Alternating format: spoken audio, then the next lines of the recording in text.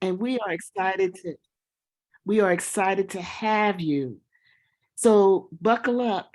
This is going to be a great celebration, a great time for reflection, and a great time for rejuvenation. So we're going to start this evening with greetings from our chapter president. I was going to call her Reverend Karen Wade Culp. Thank you, Sora You see how Stapleton. excited I am. I did. Thank you, Sora Stapleton. Good evening, everyone. My name is Karen Wade Culp, and I'm the proud president of Central Jersey Alumni Chapter of Delta Sigma Theta Sorority Incorporated. I first want to thank in advance all of our presenters tonight. Dr. Tyree Oradine, I hope I'm pronouncing your name correctly, who is the founder of Left Turn Village, Mr. Louis Francois of Rejuvenation, Adorian Murray, CEO and founder of She Wins, Reverend Antonio Porter. It's been many years, but I'm glad to see you tonight. He's an advocate of the Hyacinth Foundation, as well as Narlin Bates, who is a volunteer there. Finally, a warm welcome to all of our guests who thought it not robbery to carve out some time for our service program tonight.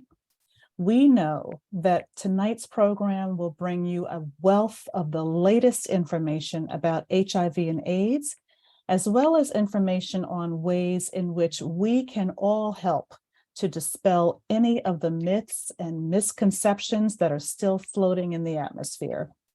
So thank you again, and I will turn it over to our sorors for the rest of the program. Thank you for joining us.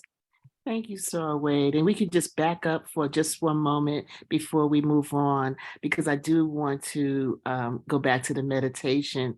You know, I get excited, and I wanted to make sure that our president brought greetings. So one of the Psalms that came to mind when we were putting together this program is Psalm 139. And it says, "Oh Lord, you have searched me and known me. You know when I sit up and when I rise up. You know when I sit down and when I rise up. You discern my thoughts from far away. You search out my path and my lying down and are acquainted with all my ways. Even before a word is on my tongue, oh Lord, you know it completely. I praise you, for I am fearfully and wonderfully made. Wonderful are your works that I may know very well." And I selected that as a meditation because as we talk about serophobia and we talk about those who are have AIDS and how we treat one another, we want them to know that through this program, we are opening up our minds and our hearts to welcome you and to say thank you. Standing strong, even in the midst of some not treating you well, but know that God loves you and you are fearfully and wonderfully made. And we appreciate you, each and every one. So welcome, everyone. And just know that God is in the blessing business. Thank you. And we could move on to our agenda for this evening. We've been through our meditation, our housekeeping, our opening remarks, and our welcome. And now we will have, we'll go through our introduction of the panelists, the panelist presentations, and then of course, as we mentioned, a Q&A. So please post your questions in the chat during the presentations, and we're going to be monitoring it.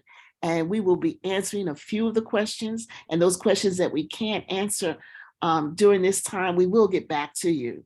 But then we'll finish with acknowledgements and close remarks. And of course, we are going to have resources that we will provide to you, and we'll ask you to please, before you leave, make sure that you do the survey, because we would like to know how well the program went and what you thought about it.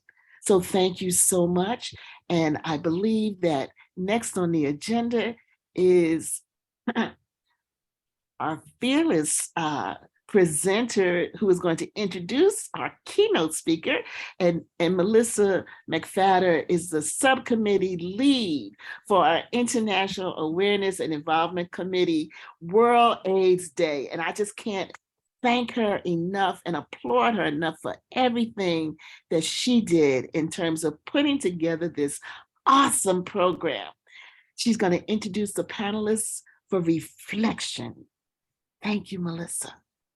Thank you, Sora Stapleton. Good evening, audience, and thank you so much for joining us tonight for this important webinar. Our goal is to remember those we lost and continue the advocacy around this disease that serves as an underbelly that disproportionately affects African Americans and people of color. Again, my name is Melissa McFadder, Subcommittee Lead for World AIDS Day for International Awareness and Involvement Committee. And tonight, I am with great excitement and great pleasure to introduce our next presenter. Dr. Tyree is an undisputed champion and advocate in the field of public health. She is the founder of Left Turn Village, which is a public health and social justice training and consulting firms. She's an adjunct professor at Montclair University, Department of Public Health. She sits on the board of director of Say Ah, which is a nonprofit organization to increase health literacy. She also sits on the board of directors for What Makes You Feel Beautiful, which is another nonprofit organization empowering women and non-binary persons. She also sits on the board of director of her alma mater, Wellesley College, engaging in anti-racism work. Without further ado, I would like to introduce Dr. Tyree Oradine. Thank you, Melissa, for that beautiful Thank welcome. I really appreciate that. Good evening, everybody. My name is Dr. Tyree Oradine. My pronouns are she, her, and hers. I am a Black woman. I'm wearing a black turtleneck with a red ribbon, and I have glasses. I am going to go ahead and share my screen so that I can go start the presentation. Can somebody allow me screen sharing privileges, please? Since I can't share while somebody else is sharing. Thank you. Okay, and here we go.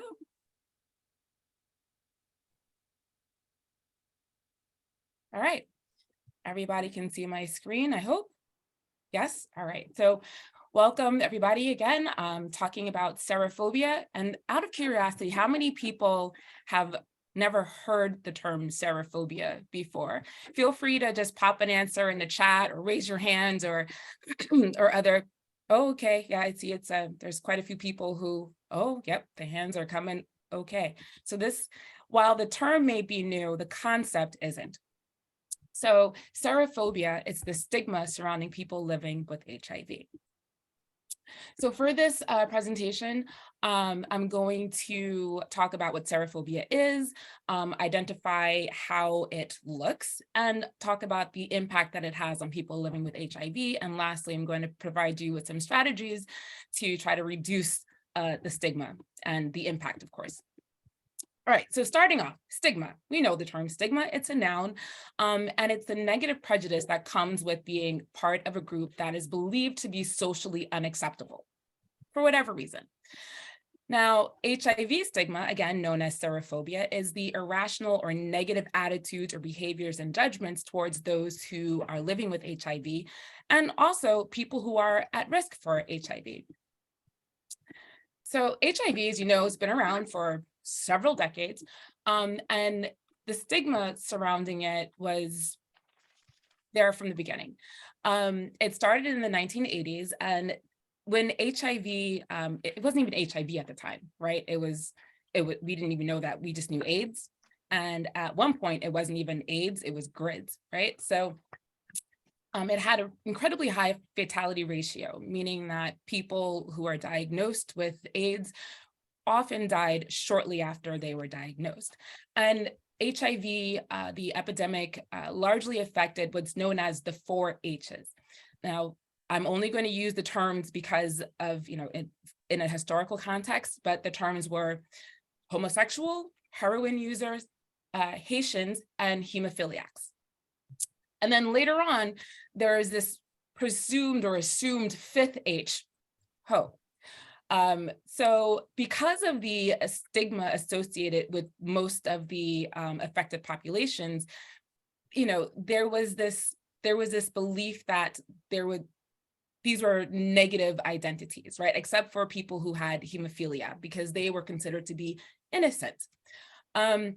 And presumably presumably because of the stigma associated with these populations, President Reagan at the time didn't mention AIDS at all until 1985, after a reporter specifically questioned him on it. And at this point, there were already more than 7,000 people who had passed. And the epidemic claimed more than 89,000 lives during President Reagan's administration. Now, thankfully, we've made a lot of progress in the fight against HIV. People are now living long, healthy lives, even with the virus, but there's still a lot of outdated beliefs and myths about HIV and AIDS, which is bringing us back to the stigma. So the stigma is rooted in fear. If you don't know much about HIV, if you have misconceptions about how it's transmitted, beliefs about what it means to live with HIV, and there's also a lack of awareness that HIV stigma exists. And oftentimes, there's a lack of concern about HIV stigma. There's a lack of a desire to do anything, right? Especially if it doesn't affect you personally. It may not necessarily be on our radar to address. So HIV stigma has many forms. It operates intentionally and unintentionally, and it operates on multiple levels. The first one let's talk about is individuals, and this is where within a person, there's attitudes or beliefs, prejudices that reflect negatively with respect to people living with HIV. So this can be internalized. So somebody who has HIV might have this negative self-perception. They might feel that they might blame themselves for their status. They might feel embarrassed. They might feel dirty. There might be a lack there might be some hopelessness or some resignation. A lot of clients that I've worked with when they were first diagnosed often ended up feeling depressed, scared, anxious, and they withdrew from their friends and families. Sometimes they would practice risky social, sexual, or health behaviors. Several of my clients, when they were having really difficult times, would then stop taking their medication in an attempt or in a hope to self-harm. But that's all because of internalized stigma. There's also anticipated stigma, which is when nothing has happened yet necessarily, but you're expecting to encounter some discrimination. You're expecting some pushback. You're expecting some negative treatments. And of course, this falls into interpersonal, right, which is unfair treatment towards people who are living with HIV. So let's look at what this can look like. So there's discrimination, of course, which is unfair treatments, such as refusing to talk to or work with or touch somebody with HIV, refusing to date somebody who is living with HIV. There's violence, unfortunately, that heavily impacts the community. People might be, when somebody learns of someone's status, they might be attacked, they might be harmed. And there's a lot of shaming. There's a lot of blaming and even defaming people for their status. So there's gossiping, there's name calling, there's outing people's status. As you see on the screen, somebody posted on, I think this is Facebook or Instagram, I forget which app is which, tonight's tea. Who else did, whoever this person is, lie to about being positive? So this outed somebody, right? And then they're blaming people for their status and posthumous defamation of character, alluding to somebody having died from AIDS. Nas, as much as I love Nas, I mean, he's from Queens, I'm a Queens girl too, but he said Rockefeller died of AIDS. That was the end of his chapter. And that's the guy y'all choose to name your family after? Put it together. And then he goes on to say something that's pretty homophobic. But Rockefeller did not die of HIV or AIDS-related complications. Rockefeller, I think this was like in the 30s or something. Like, so why is this a choice for defaming somebody? And there's a lot of microaggressions. Now, we all know what microaggressions are. I believe most people on this call are either women and or people of color. So we know we've experienced microaggressions. Microaggressions, excuse me, are hostile, derogatory, demeaning, or insensitive slights or assumptions, right? And in this case, it's with respect to people who are living with HIV. So saying someone looks like they have HIV, oof. Or asking if somebody is gay because they have HIV, or assuming somebody who has HIV is gay.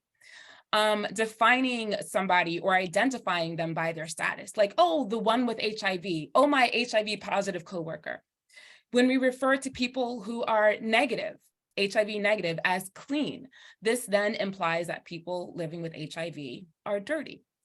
There is this allusion to this hierarchy of innocence. Oh, well, you're not surprised that this person contracted HIV. They were very sexually active.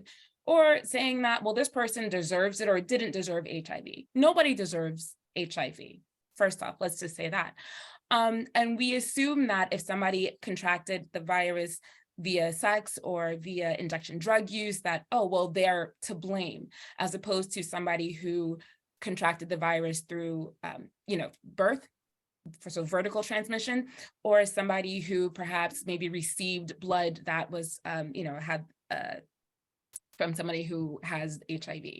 When we ask people to relive how they contracted the virus, unless it specifically relates to the work that you're doing with them, why are we asking people to relive that? Are we asking them so that we can know where they fall in the hierarchy of innocence? Right? Well, it was your first, you were only with one person. Oh, you were sexually assaulted, or for goodness, like, hopefully, forgive my, if I'm triggering anybody, but people who contracted HIV as a result of rape, we don't blame them, right? There was nothing that they did wrong. So we need to be very mindful about why we're asking people how they contracted HIV. Insisting that providers need to know a patient's HIV status or vice versa. That's not necessary. It is for medical treatment, right? Of course, but if it's just something like, hey, I'm coming in to take your blood pressure, they don't need to know somebody's HIV status.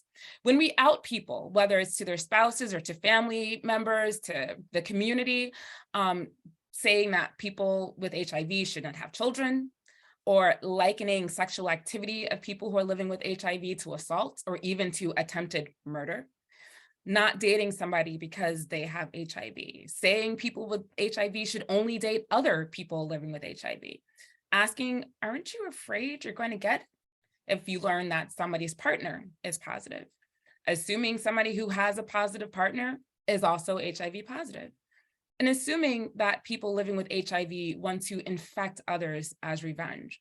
This was a meme that was online, and we see there's I guess a Tyrannosaurus Rex, whatever, saying, I got a call from my ex crying and telling me she was HIV positive.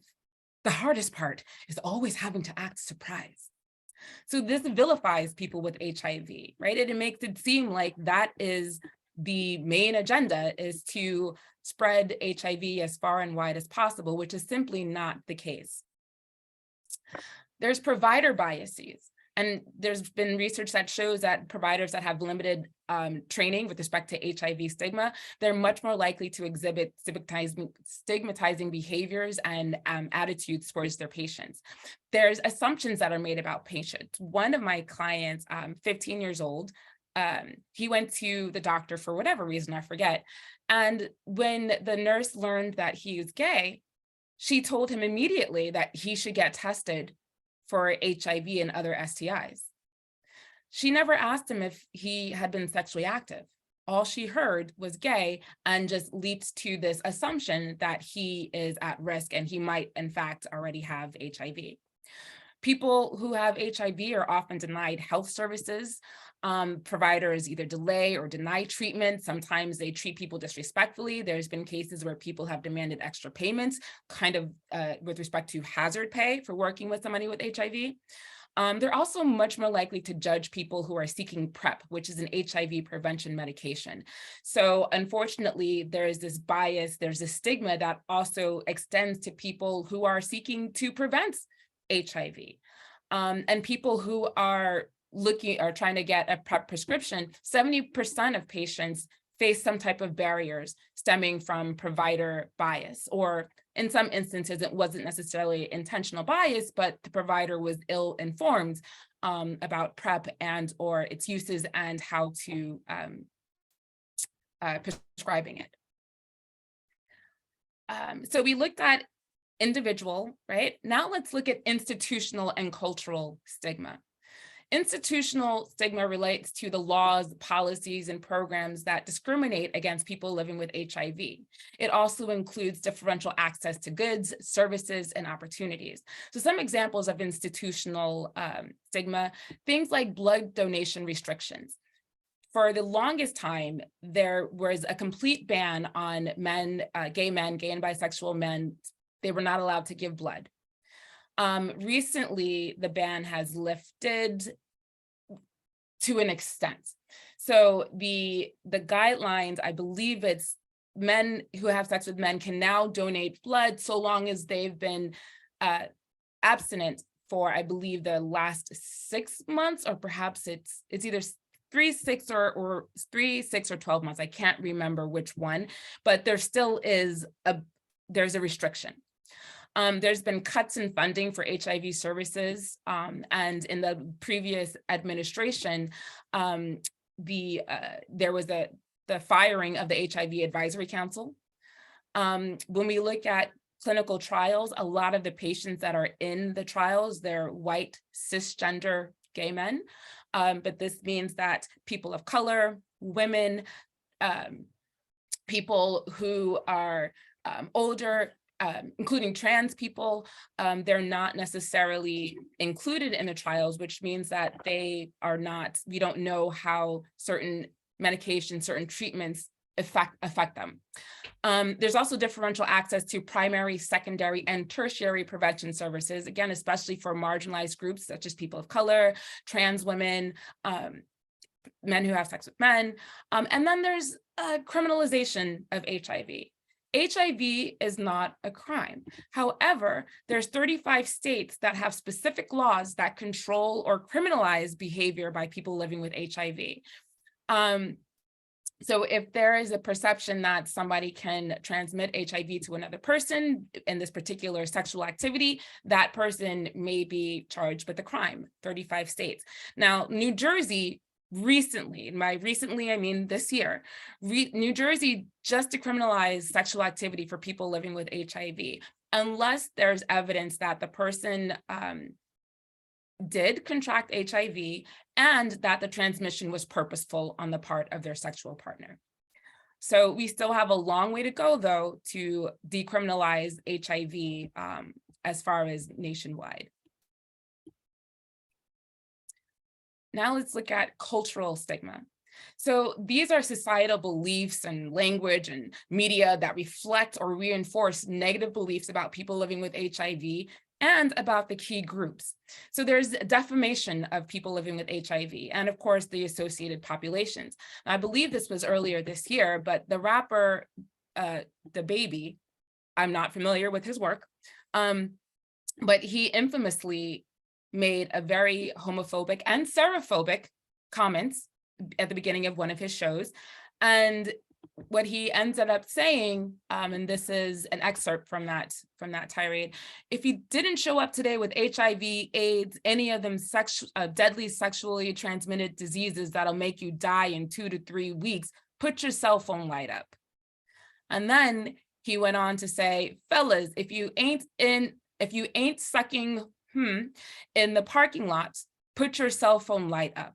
So this is obviously very hurtful for people who are living with HIV, for gay men, for people who are connected to populations such as these. There's the language that we have surrounding HIV, infected, afflicted, suffering, dirty, junkie, addict, prostitute. These are all negative. They all have very negative connotations. They also have they're very judged, right? These are terms that have a very negative judgment associated with them, which adds to the stigma of HIV. There's poor representation of people living with HIV in the media. And oftentimes when they are in the media, I mean, I could think of right now just a couple of episodes of Law and Order SVU alone that have people living with HIV seeking revenge, so vilifying people. So somebody's trying to spread HIV, right? That was his that was his intent, his plan. People with HIV are seen as, oh, poor, oh my goodness, poor thing, pitied. And then, for example, some of the populations that are affected, like trans women, they're often only seen as sex workers, and or they're diagnosed with HIV, right? So we don't see trans women playing other roles. We don't see trans women being doctors or lawyers or teachers for the most part. And if they are a teacher, there's always some negative plot twist, right? So the vilifying of people who are key populations highly vulnerable to HIV just continues to add to mountains. And then we have jokes and memes that disparage people living with HIV and, of course, the key populations. Here's one, if you see on the bottom right of your screen. And these memes often promote false information. So the meme, if you just to make sure people can see it, it's a man with glasses looking kind of petrified. And the caption says, "When you're at Magic Johnson's cookout and see a mosquito." Now, this is intended to be funny.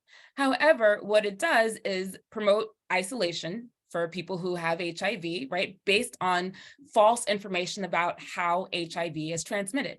HIV is not transmitted through mosquitoes. That's not the case. And so when we have a culture that makes fun of or dismisses or marginalizes people, it unfortunately has incredibly negative impacts on populations. So looking at New Jersey, as I believe most people on this call are, at least you live in New Jersey right now. So there is a New Jersey state, there's this HIV stigma index, and it looks at the stigma in several states, including New Jersey. And the New Jersey data said that most people cited the source of stigma as their family and friends. Gossip was the most common. Participants often experience internalized stigma where they blamed themselves for their status, they felt ashamed, and stigma had severe implications for their mental health, where about half experienced depression, many experienced anxiety, and 38% withdrew from their family or friends. Now, there's additional challenges and implications for people who have additional marginalized identities. Again, for example, people who are transgender, people who are gay, people who are people of color, people who have disabilities, people who are incarcerated, sex workers, right? This just adds to that stigma. So looking at the impact, people who experience stigma are much more vulnerable to HIV. Imagine that. So the key populations, those marginalized groups that are often the subject of these jokes, gay men, trans women, people who are injection drug users, sex workers, these are the groups that are marginalized, but yet these are the groups that are at increased risk for HIV. This makes seeking prevention services incredibly difficult, and marginalized people who later end up becoming positive, the term used for that is seroconvert. So marginalized people who seroconvert, they have additional discrimination. So it's like you're a sex worker for one, so you're already looked at in a negative light, and now you're HIV positive. Oh, so we are adding an additional stigma to that. If the sex worker also happens to be a trans woman, well, 3 times the charm, right? There's a lot of emotional or poor well-being and mental health. Sometimes people have survivor's guilt. Those who have lost partners or friends to that epidemic might wonder, why am I still here? And they might experience that guilt. It leads to poor social relationships, lack of social support. People who have HIV due to the stigma are now less likely to share their HIV status with others. For fear of being attacked, for fear of being isolated. This also means that it's going to be much more difficult to reach people with prevention services, secondary and tertiary prevention services. There's poor health-seeking behaviors and poor well-being, as I mentioned before. Several of my clients who are HIV positive decided to stop taking their medication because they didn't want to live anymore. And this leads to a poor quality of life. Leads to employment and housing discrimination and instability. I'm sorry, excuse me.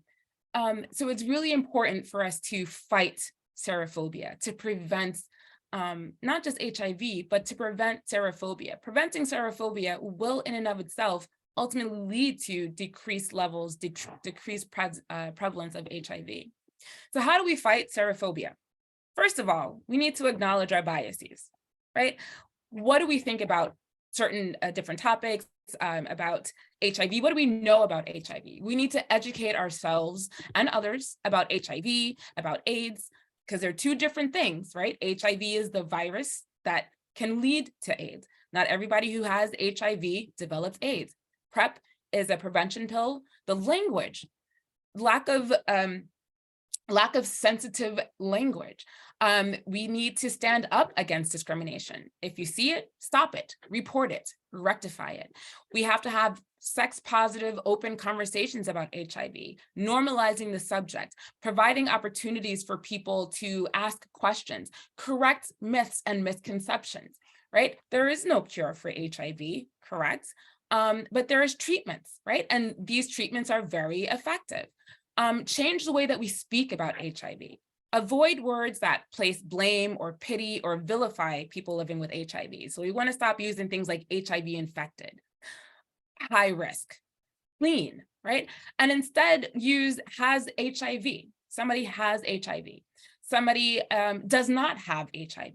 And there's a push to say people living with HIV as opposed to people living with HIV AIDS, because for the most part, at least in this society, HIV is the issue, and AIDS is encompassed within that conversation. So we don't need to add AIDS unless it's a specific mention, unless it's specifically relevant, so that we don't kick up that additional stigma. And there's information campaigns to educate, or in some cases, re-educate the community and providers about HIV, AIDS, modes of transmission, testing, resources, stigma, so we want to talk to people about condom use, finger cuts, dental dams, clean needles, the importance of using clean needles. We don't want to shame people for behaviors. We just want to make sure that whatever they're engaging in, that they're doing it safely. Helping people to adhere to their medication, case management, and also, this is incredibly important, you equals you. This means undetectable. If you are undetectable with respect to HIV, this means that you have so little of the virus in your body, it is impossible to spread it to another person. You equals you, undetectable equals untransmittable, right? And we also want to start listening to and centering narratives of people who have HIV so that we can learn how to better support them. And I do want to thank Delta Sigma Theta Sorority Incorporated for inviting me to speak, and also want to commend them for their efforts to address the HIV epidemic. And they are actually, in fact, doing this last little bullet here. They are listening to and centering the narratives of people who have HIV. So thank you for allowing me to present to you all. If anybody has any questions, please feel free to throw it in the chats, and I will pass it back to, I forget who was speaking. I forget who was speaking. I apologize. But before I go, if anybody's interested, you can find us at Left Turn Village. You could also leave a review. If there's any questions that you have that maybe I didn't get to, feel free to email me at leftturnvillage@gmail.com. Thank you. So we have one Thank you question. so much. Go ahead. So we have one question that came in the chat. Is people living with HIV the new best practice term to use instead of HIV positive? Yes. Yes. Okay, thank you. You're welcome. That's all I see in the chat. I will stop my screen share. There is a question in the Q&A page, sharing a resource. Positivelyfearless.com is a useful resource to help those within the HIV community advocate for themselves with their healthcare providers and within their communities. Beautiful resource. Thank you. And may I ask a quick question? I couldn't type fast enough Of to course. get my question in. I'm all for diversity and representation, especially for people of color. We've been seeing a lot, over the past 10, 20, 30 years of having a lot more people of color on commercials. But it just seems to me that a lot of the HIV/AIDS commercials tend to have Black men and only Black men. And I fear that it furthers the stigma that it's only a disease or symptomatic of the African American community, wherein it's really not. It's across all different races, religions, age groups, etc. Is there anything that we can do to further the cause to not necessarily show only Black men or a majority of Black men in those commercials? I completely agree with you. And it's a double-edged sword, because Black and Hispanic men are at increased risk for HIV above their white counterparts. And so there's a target, right? The grant monies are targeting Black and Hispanic men to try to reduce HIV with respect to that. So it mirrors, it's because this is the population that is heavily at risk. That's where the commercials are trying to show people taking PrEP to try to increase people to take PrEP.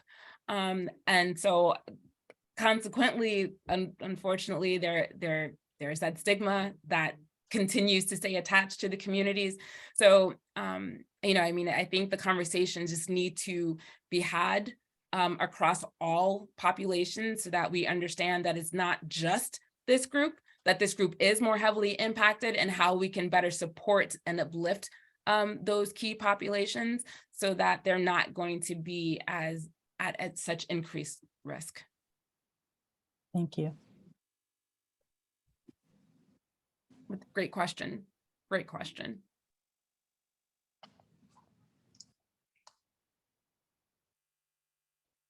Okay. I don't know who's monitoring the Q&A, but I see a couple of questions in the Q&A. I know that there's been cases where individuals have been charged with spreading the virus to others due to individual knowing they were positive. Do you see this as a good or negative thing regarding stigma within our community? So this is a part of HIV being criminalized. And so there is obviously, if the disclosure of one's health, these are conversations that need to be had with potential partners. But vilifying people, because some people don't know that they have it. Some people have it, but they're undetectable, which means that they cannot transmit it to another person. And so vilifying people or criminalizing HIV in that case, we don't do the same thing for other diseases, other health issues. We don't vilify people who knowingly have COVID and go into a crowded supermarket, right? but we do that for HIV. So there's definitely, we have to decriminalize that. And there's another question, is there a recommendation of what we can say, how we can tactfully respond when we're here, others make discouraging remarks about the community to halt the ignorance in its tracks? Yes, yes. And this, it might vary for people. Some people are much more outspoken. So when I happen to hear somebody make a disparaging comment, I automatically just go, oh, it's not even, it's not intentional. It's just, oh, and that in and of itself often lets people know that, oh, wow, I said something. And then that can open the conversation. Or even if you show your body language, if you show that you're not, or even if you say, oh, that's kind of gross, ew, or make some type of visible or audible show a discontent. And understand that people may not necessarily be malicious with it. And you can say that, like, oh, wow, like, I know that you're not trying to be hurtful, but yikes, that was really insensitive, or wow, that could really be hurtful to somebody living with HIV. And somebody said, what would be a good resource to help educate loved ones on serophobia? That's a great question. So one, having open conversations about HIV. There's a lot of content online, on YouTube, on TikTok, and I'm not advocating people go get stuck and go down the rabbit holes. But, you know, there's a lot of information that's out there, that's content that's produced by people who are living with HIV.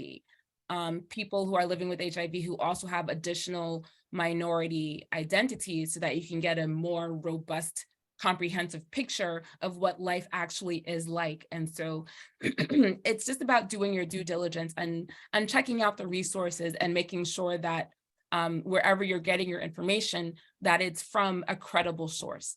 So it's really just about doing your homework.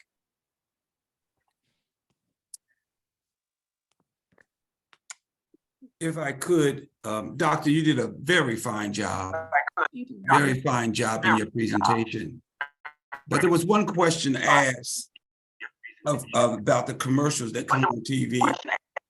I would suggest to the Delta Theta sorority, consider in your next event as it relates to HIV, is to have a pharma company be a part of the panel. Whether it's Gilead, whether it's ViiV, whether it's Jensen, these are the major contributors, Merck, major contributors to HIV medication. And I would suggest Gilead is the biggest of everything. And to have them come and be in conversation. Then you can bring up the question, as social action, why are commercials being presented in this way? And just like the doctor said, it's all about dollars and cents. Mm-hmm. It's all about grant money coming from the federal government. So when you present the demographics, you want to present the demographics that look the worst. Mm-hmm. Mm-hmm. Because that's where the money's coming from. Mm-hmm. There's no grants being offered for our counterparts.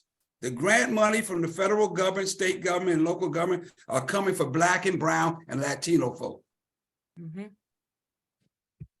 Very much so. But I think that would be a good opportunity to do that. And if you need any literature on anything as it relates to PrEP, HIV, I can work with Melissa to get that package to her, that you can see these different documents where people are educated, people have self-stories, and help the organization along and being better prepared to inform the audience that is before them. Mm-hmm. Exactly. Oh, and there's another question in the chat. I know that I'm over time. But there's a student, can you clarify why it would not be necessary for a physician to ask about a patient's status? I just want to clarify, and thank you for posting this.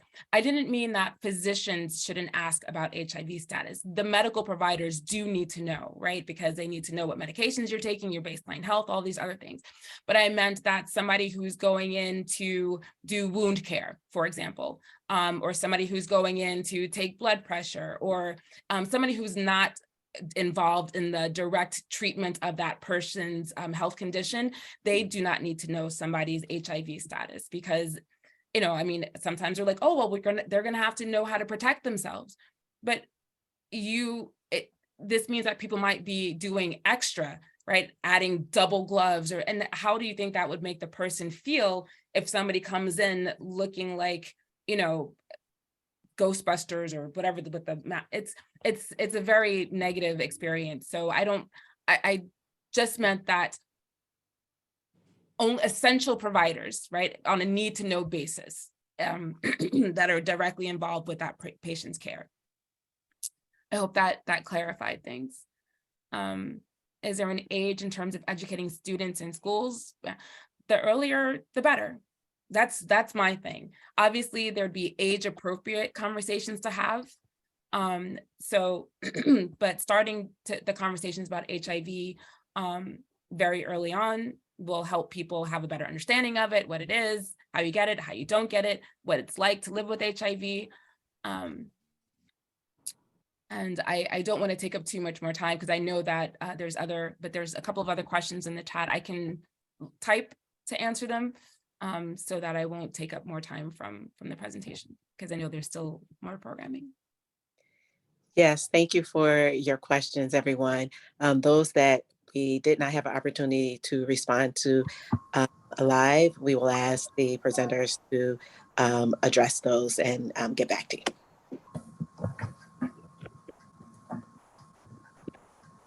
Thank you. Good evening. I'm Pat Whitley-Williams, and I have the pleasure of introducing our next speaker. Mr. Louis Francois is an openly gay, HIV positive man who was diagnosed with HIV/AIDS over 26 years ago. He has survived multiple AIDS-related illnesses, but he has preserved to maintain independent living. He has a master's in social work and has worked in the social work field for over 30 years. He has experience, but not limited to group therapy, HIV and STI education, prevention, LGBTQ issues, working with adjudicated adolescents, domestic violence, harm reduction, etc. I think I'm going to not read the rest of his bio because I think we really want to spend more time listening to what he has to say. So Mr. Francois, thank you so much for joining our webinar tonight. Thank you for having me, and thank you all for logging on. And thank you, Dr. Ordine, for speaking, because what she discussed is what I experienced. So I am a 55-year-old man who grew up with Black parents who were part of the Civil Rights Black Power movement, meaning therefore that I knew about the Black Panthers, Marcus Garvey, the Nation of Islam, Martin Luther King, and what have you. My parents were like many Black parents. They wanted the best for their children. When I was born, they held me in their arms, said he's going to be a doctor, he's going to be a lawyer, but they never said he's going to be a homosexual. So as a result, I knew at an early age that I was different, and being different would not be accepted in the Black community. But I'd like to point out my mother, like many Black mothers on this panel, still loved her son unconditionally if she did not completely understand who and what her son is. I did not fit into the portrayal and stereotypes of HIV in the 80s, where you had to be a white man, promiscuous, going to bathhouses, and all of those stigmas. And because I did not fit that, I did not feel I was at risk for HIV. I also believed in equating emotions with sex and sex with emotions. So the man who I met when I was young, who was older, and I tell people, listen to your mother, because my mother took one look at him and said, Louis, he's going to give you AIDS. And I said, you're just saying that because you don't like the fact that I'm gay. She was like, something is not right with that man, and I'm telling you, he's not right for you. But I believed and I wanted love. And like many young Black gay and bi men, I couldn't go home and say, I think this guy is cute. I couldn't say, how do I negotiate conversations? So I went with what I knew. The gentleman and I were in a relationship, and he told me, if we're together and we're both HIV negative, why are we still practicing safer sex? And I said, you're absolutely correct. Then when we stopped, all of a sudden he tested positive. And then he said, let's keep having unsafe sex so you can catch it too. And I said, no. Back in those days, when you took an HIV test, you got your results in 2 weeks. My first test was HIV negative. And the number one reason why Black and Latino men die at a higher rate than white men from HIV and AIDS is because historically, we only go to the doctor when we are not feeling well and we are sick. So my first test was negative, so I said, I don't need to go back. The partner and I broke up. Within 6 months, I became increasingly sick, very ill, had difficulty breathing. I was drinking NyQuil, trying to stay awake. I told my roommate to call the ambulance. I lived on the 3rd floor in Bed-Stuy. They made me take off my clothes to prove I was not a heroin addict because they did not want to touch me. Once they realized that I was not a heroin addict, they made me dress myself, walk down 3 flights of stairs, sit in the ambulance, and made me go in the waiting room for 6 hours with a temperature of 101. There was an assumption that I was on Medicaid. And so when I asked to be seen, they said, what's your Medicaid number? I had to use profanity to be seen. They then assumed that I had the flu. They took an X-ray and realized that I had bilateral pneumonia, where over 70% of my lungs were filled with fluids. I had thrush, and they said, we believe that you need to stay in the hospital. They didn't have any beds, so I had to sit in a room about the size of a closet. The first nurse was extremely nice, but the other 3 did not want to give me water, did not want to touch me, did not care. When I was finally placed in a hospital bed, I had no pillowcase, no mattress cover, just thrown in a bed with IVs in both arms. And they said, you are going to die. They called my mother, and I can imagine how my mother felt being all the way in the Midwest, getting a call saying, your son is sick. She said, what's wrong with my son? They said, you need to come to New York. So my mother drove. In the heat of the night, when she got there, she was upset. She went off on the nursing staff. Why is my son treated like this? Typical Black mother. She said, they tell me you have AIDS. I could not get up. I could not go to the bathroom. I was seeing my dead grandparents around me. I was seeing my dead aunts around me. Couldn't even go to the bathroom. So my mother asked me, do you want to pray? And I said, yes. And my mother said, do you want to ask for forgiveness for being gay? And I took off my oxygen mask and I said, if you're going to pray for your son, you're going to pray for your gay son with AIDS, or you're not going to pray at all. So my mother acquiesced and she said, okay. But I want to point out, any mother who knows that their child is dying and professes to Christ, that's what she's going to do instinctively. But my mother did not disown me. So she stood to my left. Her boyfriend at the time, who was a minister, stood to my right. And she said, in the name of Jesus, and she touched me, and my body shook in that bed, and my temperature went down. So you can never say that people who are diagnosed with AIDS are not a child of God, because on my darkest hour, it took the love of a Black mother who professed to Christ, who may not agree with the son being gay, but loved her son unconditionally, that brought me back from the brink of death. And at that time, I was diagnosed with 30 pills. And I dealt with severe side effects. As Dr. Oradine said, Black people were not part of the studies, but we took the medication anyway. Subsequently, I found out that the guy who I was with knew he was HIV positive almost 10 years before he met me. So I had to make the conscious decision to be better or bitter. I had to reflect on what role did I play in being susceptible. I let the concept of love cloud my judgment and prevent me from using sound judgment. That is not a blame, that is a fact. So I had to take inventory of what it is that I need to do to better myself and to better my community. And as a result of that, I have pushed further. I have moved on. Because of my AIDS diagnosis, I had colorectal cancer 4 times, most recently removed in July of this year. And I am still a testament that I am here, I am thriving, I am giving back to my community. And it is so important that we as Black people remember, I lost 100 friends to AIDS all in 1 year. And the main reason why they died was not only because of AIDS, but because feelings of guilt, embarrassment, and being shamed by their family. I had to go to counselors' funerals where they said AIDS was a curse from God, or we gays were not allowed to speak, or we had to sit in the back. That stigma affected me. And then when I was diagnosed, I felt dirty, like Dr. Ordean said. I felt no one would love me. But here's where Black women come in again. So at the time, I was working for Grand Wyndham Neighborhood Family Service Center on Flatbush, and I had 2 Black female coworkers, and I was very transparent. And in the hospital, I said, I have AIDS and I feel dirty. So when I went to work, I'm sitting at my desk, I'm eating Chinese food, and I had a bottle of water. My one coworker said, what are you eating? I said, oh, it's fried rice. She said, let me try some. I was like, no. She took my fork, she ate some. My other coworker came in and said, I have a headache and I need some water. Took my bottle of water and drank it. This was in the 90s, when these heterosexual Black God-fearing women wanted to let me know I am affirmed, I am loved, and they care. So I am the face of the early stages of when AIDS was considered a white man's disease. And let me point out, the ambulance assumed I was a drug addict and they assumed I was poor.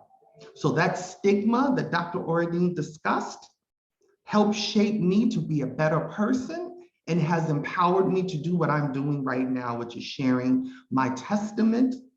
I mentor young people, and my motto is I'm a mentor, not a molestor, because at the end of the day, we need to let our young people understand that love, lust, and like are 3 different things. And when you don't have somewhere to be safe and feel who you are, people will take advantage of you. So one of the reasons why I'm still here is I practice what I preach, which is empowering and being part of the village. Currently, I take only 1 pill a day.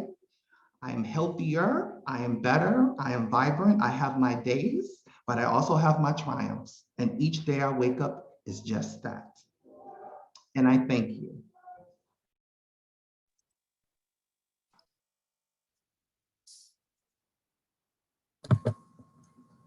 Thank you so much for those sharing those comments, very personal, but very poignant.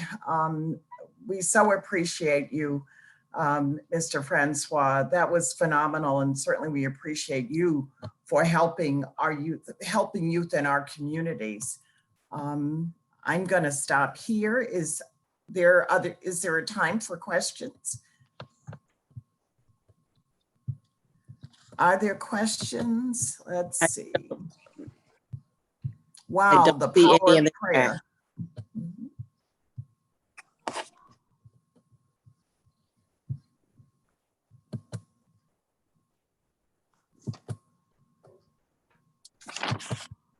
Any other Victoria, are you monitoring the questions or should we go on to yes, there are no other questions in the chat.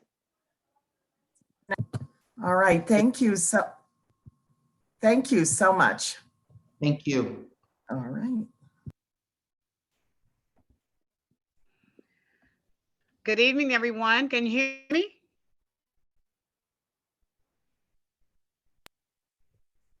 Can you hear me? Yes, we hear you, Sheree. Yes. Okay. And Sheree, before you move on, there was one question that came in later for Mr. Francois. The question was, did you attend therapy in this journey? And thank you very much for your testimony. That was the question for Mr. Francois. Absolutely, I had to have therapy because I was hurt and I felt wounded and I felt betrayed. And I also felt I embarrassed my family. And mental health and mental therapy helped me. As a matter of fact, I went to an agency called People of Color in Crisis, which was created by gay and bisexual Caribbean men. I went as a client, became a social worker, and then became an assistant director. So it definitely helped me. Mental health is something that Black men suffer from regardless of sexual orientation and HIV status, and it helped save my life. There was one more comment that came in. Thank you so much for sharing your testimony, Mr. Francois. Continued blessings to you. And yes, there's nothing like a mother's unconditional love. Thank you. Absolutely. We do have one more question. What would be the first steps or recommendation that you would have for someone who may have experienced difficulties as you did? Where would someone go first if they do not have that mom or power of prayer?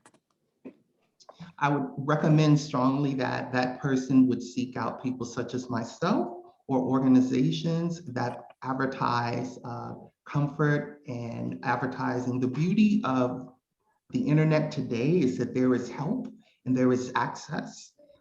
There is so many organizations, including Delta Sigma Theta, where you can make referrals and understand that you're not alone, and understand that your sexual orientation and or HIV status or gender identity does not make you less of a person of African descent, or less of a Christian, or less of a Muslim, or less of a Jew, because God loves all, because I am testament to that. Thank you.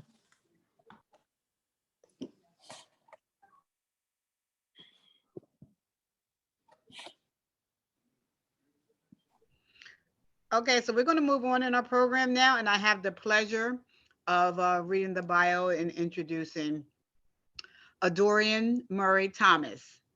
She's the founder and CEO of She Wins, Inc., a leadership mentoring organization for girls who, like herself, lost a loved one to gun violence.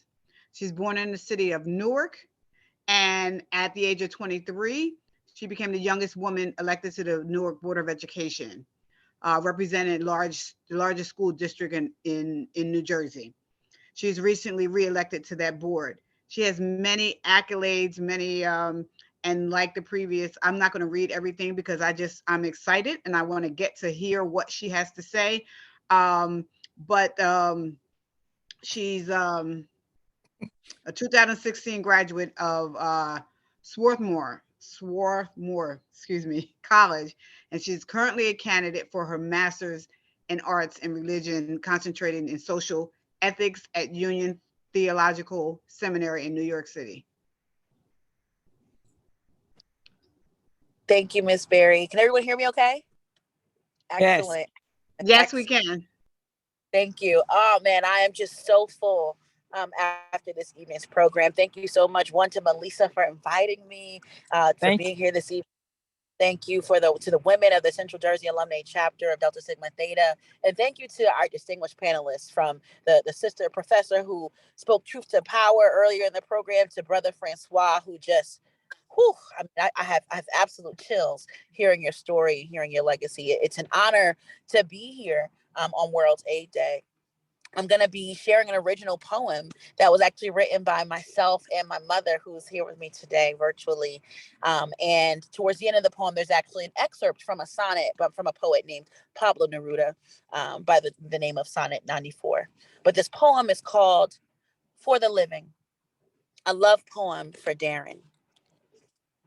This is a poem for the living.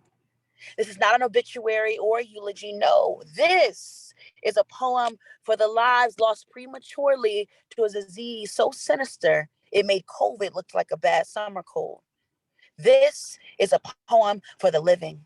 It's for Serena, Venus, Naomi, and Coco, who may have never met Arthur Ashe, but on whose strong shoulders these giants are standing. It's for all the Black boys and Black girls dancing and revelations because Alvin Ailey lived in full color. It's for Sylvester.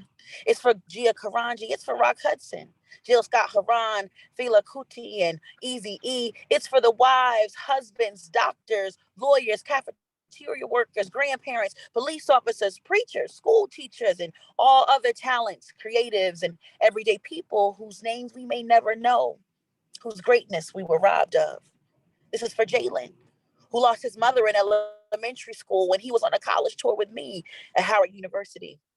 This is for my classmates and kids I grew up with here in Newark, who lost mothers and fathers, and sometimes both, whose parents' suffering was wrapped in the tattered grip of their addictions, whose children didn't get the empathy, GoFundMe pages, or extra hugs like those afforded to children whose parents died from more socially accepted diseases like cancer. This is for the babies, the little babies, and all the children who died complicated lives from a virus they inherited from the womb as precise as their DNA. Many of them will return back to God.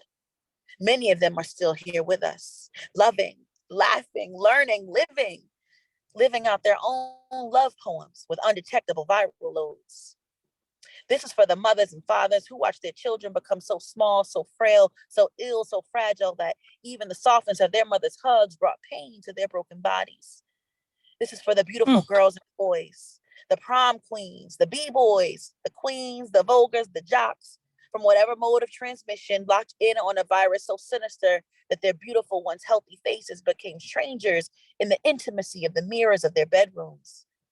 This is not an obituary. This is not a song of sadness. This is not a damnation of sex, sexuality, or demonizing a group of people to make you and your corporate sponsors feel better. No, this is a love poem, y'all, for the living. It is for everyone who lived, survived, and thrived with this virus and left behind a legacy of love that generations of those who love them back will reap. Our paths crossed at my conception and your demise. As we danced on clouds, we shared poetry and talked about all the beautiful places that I would and should see in the world. You made a promise to me to make sure my mother would be okay. You knew how much your physical absence would pain her.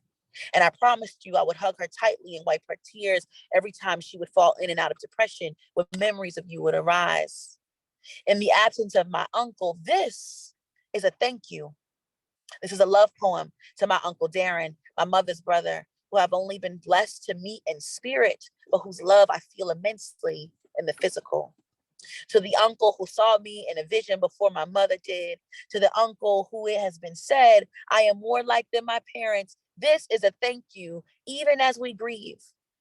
For the love of a grandmother who had to bury her own son, but through the spirit and energy, she sees he in me. This is a love poem for the brother to my mother, who nurtured her to become the woman she is today, the man who taught her how to write and begged her to control her temper, who taught her to forgive more, to grant grace, even when she doesn't believe they deserve it. To the only person who knows her as well as I do, this is a thank you to Uncle Darren for continuing to live in our world and look over us. She is more beautiful from loving you. Some of the best parts of her were birthed out of the pain of living you, of losing you. I dedicate this poem to the absence of loved ones who had lives well lived, who sometimes suffered in silence, who struggled under the stigma of unacceptable disease they did not create, but became married to without any option for divorce or separation. This is a love poem. This is a power poem. This is a poem for the living, y'all. A love poem for Darren, honoring the absence of my Teal. This is a poem for all of us still breathing and living with an opportunity to make our tomorrows better than today. Not just for us, but for someone else. This is a love poem in the absence of my uncle and yours and yours and ours and all the uncles, aunties, abuelas, tios, tias, primos, babas, umis, brothers, sisters, cousins, and soul siblings whose smiles, touch, and laughter we remember today. Maybe they were gone too soon in the flesh. Angels and ancestors we knew in this life and pray to know in the next. Si muero, sobrevivime con tanta fuerza pura que despiertes la furia del pálido y del frío. De sol a sol levanta tus ojos indelebles, del sol a sol suene tu boca de guitarra. No quiera que vacilen tu risa ni tus pasos. No quiera que se muera mi herencia de alegría. If I die, survive me with such that you waken the furies of the pallid and the cold. From south to south, lift your indelible eyes. From sun to sun, dream through your singing mouth. I don't want your laughter or steps to waver. I don't want my heritage of joy to die. This is a poem for the living. This is a poem for the living. This is a poem for the living, y'all. So, beloved, let's live. Ashe and amen. Thank you so much for having me to honor World's AIDS Day. Thank you.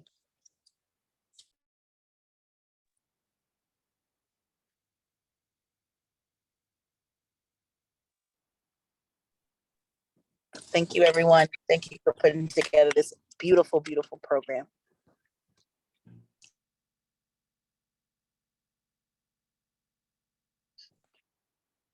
Good evening.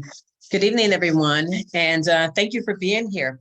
It is my honor to introduce to you Reverend Antonio Porter.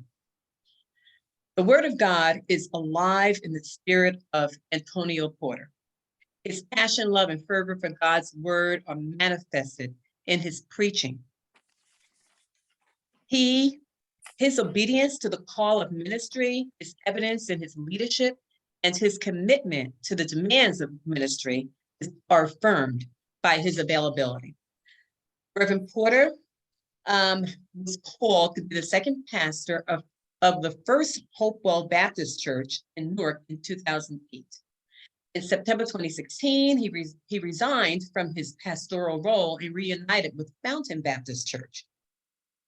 In March 2018, he became the interim pastor of Community Church of God in Plainfield.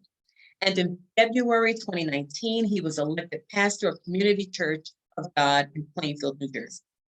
Reverend Porter is a widower, has 2 adult children, Antone Terrell and Whitney Marie. Ladies and gentlemen, I present to you Reverend Porter.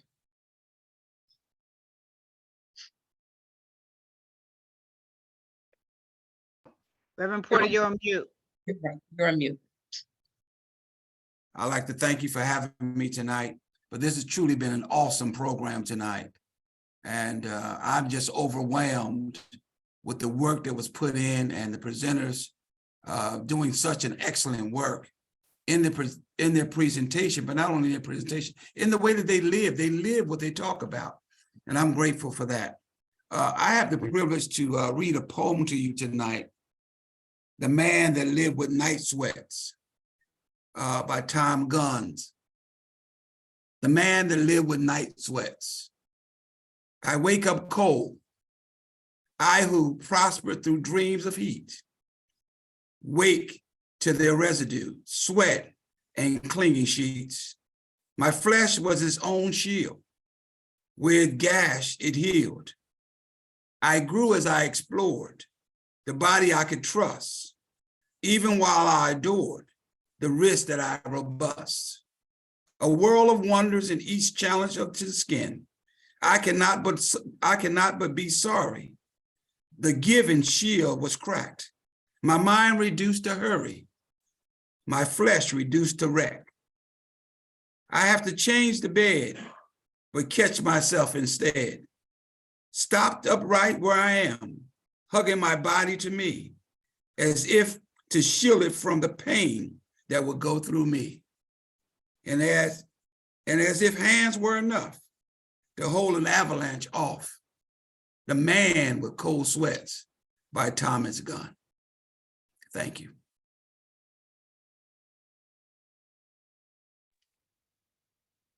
Thank you so much, Reverend Porter. I'm not sure if anyone has any comments or questions that they'd like to pose. If not, I will pass it on to the next speaker. Thank you, Reverend Porter. We really appreciate you being here.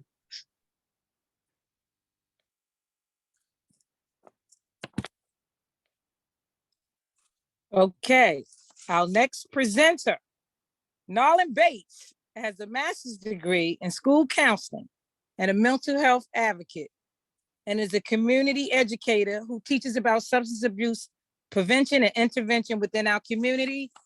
Nolan Bates has been a diamond in the rough. Even though I've known her a short time, she has been a champion and advocate to learn and to educate. Without further ado, I'd like to introduce to you Nolan Bates. Good evening. Thank you, everyone. Such a lovely program. And I thank you, Delta Sigma Theta, Central Jersey Alumni Chapter. Very informative, very educational, and such a wonderful, well program put together. So tonight I would like to read a poem that's called The Embrace by Mark Doty, 1953. And it reads as such: you weren't well or really ill yet either, just a little tired, your handsomeness, tinged by grief or anticipation, which brought to your face a thoughtful, deepening grace. I didn't for a moment doubt you were dead. I knew that to be true still, even in the dream. You've been out at work maybe, having a good day, almost energetic. We seem to be moving from some old house where we've lived, boxes everywhere, things in disarray. That was the story of my dream. But even asleep, I was shocked out of the narrative by your face, the physical fact of your face, inches from mine, smooth shaving, loving, alert. Why so difficult remembering the actual look of you? Without a photograph, without a strain, so when I saw your unguarded, reliable face, your unmistakable gaze, opening all the warmth and clarity of warm brown tea, we held each other for the time the dream allowed. Bless you, you came back so I could see you once more, plainly, so I could rest against you without thinking this happiness lessened anything, without thinking you were alive again. And that's the poem. And I thank you guys for having me. And thank you, Melissa, again. Thank you so much, Ms. Bates. That was powerful. And I would like, at this time, we're gonna have HIV resources put in the chat. Does anybody have any last questions before we do acknowledgements? If not, first of all, I'd like to thank all the presenters and the audience for making this a successful event. This is actually my first program. I want to thank the tech liaisons. I would like to thank the World AIDS Day Committee. I would like to thank International Awareness and Involvement Committee. I would like to give a shout out to our Madam President for making this happen and supporting our vision. We have going to be putting in the chat. I have provided HIV resources for you. I also want to give Nancy Birkenfield, the director and the librarian for Elizabeth Public Library. She has provided the updated statistics on HIV and AIDS, so that way you can review. For those who live in the Central Jersey area chapter of Union, Middlesex, and Somerset County, we have also placed resources for those who want education, treatment, and prevention. We have also placed in the chat statewide resources for HIV, AIDS, treatment, and prevention. It is very important that we all get tested, we all advocate, we all know that there's much more work to be done. We need more legislative framework to protect those impacted. I would also like to thank Dr. Tyree personally, because she's really a champion. I've had the opportunity to meet her 10 years ago. Thank you for your work, Dr. Tyree. I also want to thank Louis Francois personally. I want to thank you for your testimony, because your testimony has touched us tonight. And this is the reason why we need more advocacy and more laws to protect against persons with HIV and AIDS. This was an awesome program. I want to truly, from the bottom of my heart, thank everyone that attended tonight. I would like to turn it over for making this. I would like to turn this over to Reverend Stapleton, who actually saw the vision in me to do this program. I want to thank you, Dr. Stapleton, for allowing me to do this program and encouraging me. So thank you so much. I'm filled. I'm filled. I just want to reiterate all of the thank yous that have gone on before. Melissa, this has been awesome. Truly, truly awesome. You have done a powerful job, and this is the first of many that you will do. So I just want to thank you. I want to thank our chapter president. Before I get to the speakers, I just want to take a minute to do the background people and then come back to the speakers. Madam President, thank you so much, not just for greeting, but for reminding us of little things and just being there and being supportive of international awareness and involvement, because AIDS is worldwide. It is not just New Jersey. It is not just Plainfield. It is not just in our own communities, but it is worldwide. And we do need to change the language, and how we change the language and how we change how we treat one another is so important. So thank you for your support. And thank you for believing in our committee. LaQuanda Williams and Kathy Daniels Brimmer, our tech team, thank you, thank you, thank you, thank you, LaQuanda, because we know that you are always in the background working hard, and you are as well, Kathy Daniels Brimmer, thank you. And Cherie Berry and Derice Toon and Velma Keith and Victoria Alford and Dr. Patricia Whitley Williams, thank you for not just being a part of international awareness and involvement, but for your commitment and for your stick-to-itiveness and for just backing Melissa with this program. Thank you so much. And we know you had her on edge, but we know that you are faithful. And so we thank you. To our presenters, our panelists,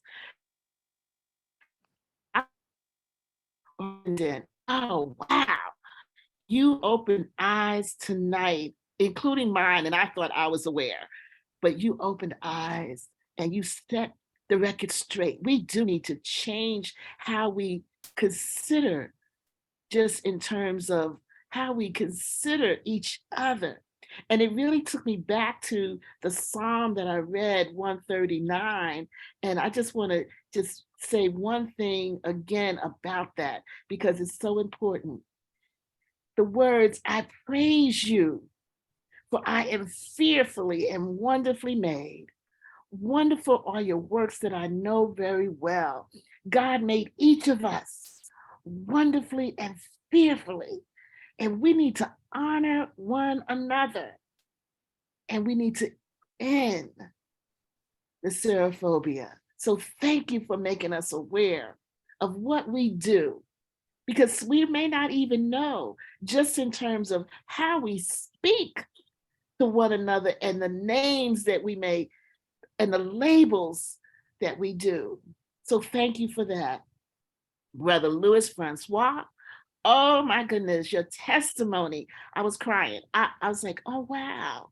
And I have known individuals who had AIDS, who were tested and came back positive and are living with HIV. And I think about it, and I was never fearful of touching, never fearful of being near, never fearful of hugging, never fearful of eating with the same fork. And I praise God for that. But I praise you for your testimony, because you are not just a survivor, you are a thriver. Take away survivor, you are a thriver. And thank you for sharing your story with us. Dorian, Mary Thomas, your poem, girl, wow, wow, wow, wow. I'm like, can we publish that? Can we share that? Thank you so much. Thank you.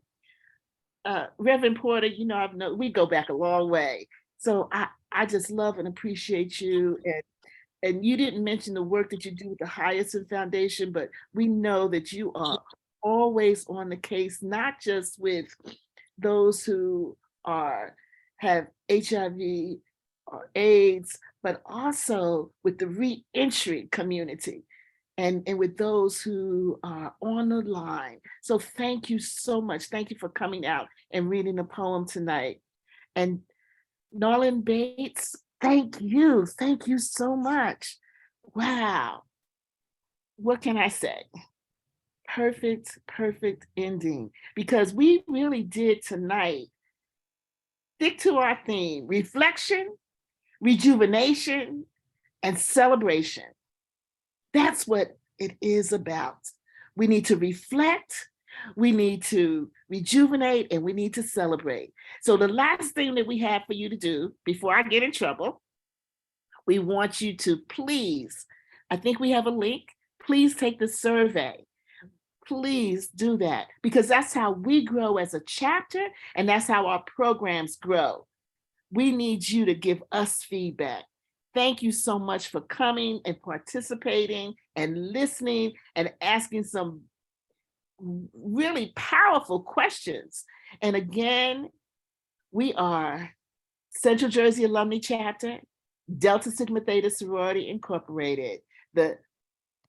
Just know that it says physical and mental health, but that's okay because it's really international awareness and involvement committee, but we work together. We work together as a chapter, and we work together. And this really is a part of what we consider physical and mental health, because it really is. So thank you, thank you, thank you. Thank you so much. Please take the survey before you leave.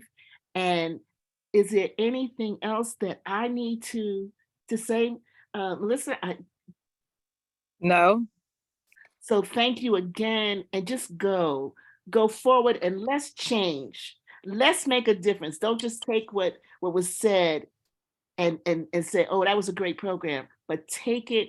And I always believe that we have to put our faith into action. And so now take the words and put them into action. We're going to end serophobia. Amen. I just to mimic Thank your you sentiment. so much, everyone. Yay. To mimic, I wanted to also thank Reverend Porter.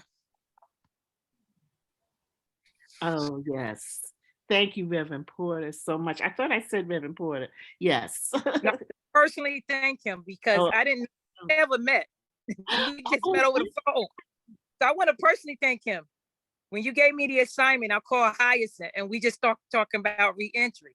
And here he is tonight.